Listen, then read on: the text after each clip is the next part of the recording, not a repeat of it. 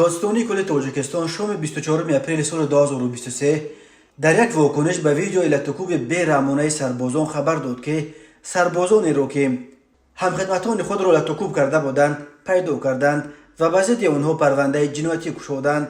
در واکنش مرکز مربوط دادستانی کل چنین گفته می شود: 24 اپریل سال 2023 در شبکه‌های اینترنتی نوار لطکوب یک گروه جوانان در تن لباس حربی داشته پهن کرده شد. اوید به این نوار پروکراتورای حربی با جلب دیگر مقامات حفظ حقوق سنجش گذرانیده معین کرده شد که تقریبا 15 دکبر سال 2022 خدمتچیان حربی قسم حربی 0215 قشون‌های سرحدی کمیته دولتی امنیت ملی جمهوری تاجیکستان سرژانت قاسم زاده جانبک عبدالاحد از روی مصلحت پیشکی با همدعوتان خود قطاری‌ها عظیم و فخرالدین بختیارویچ، کمالوف اعظم شریف خانویچ، ناظموف محمد نظر بزرگویچ و سیفالله حاجی اکبر حکیمویچ قاعده‌های آیین‌ناموی مناسبت‌های بین همدیگری خدمتچیان حربی را دخلانه ویران نموده برخلاف طلبات‌های آیین‌نامه انتظامی و آیین‌نامه خدمت داخلی قوه‌های مسلح جمهوری تاجیکستان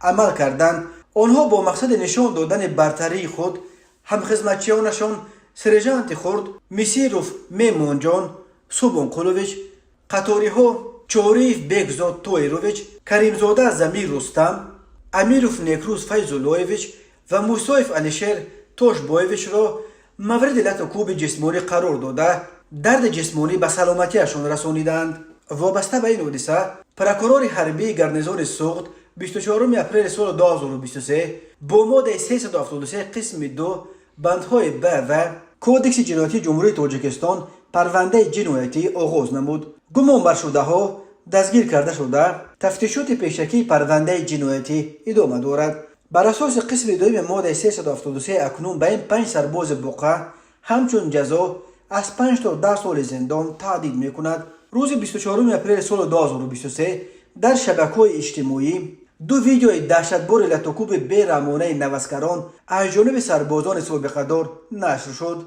در نوار دیده می شد که نوسکران بیچاره از اینکه به چنین یک قصابخانه افتادند سخت ترسیدند و یگان نفرش حتی جرأت مقابلت نشان دادن نمی کند.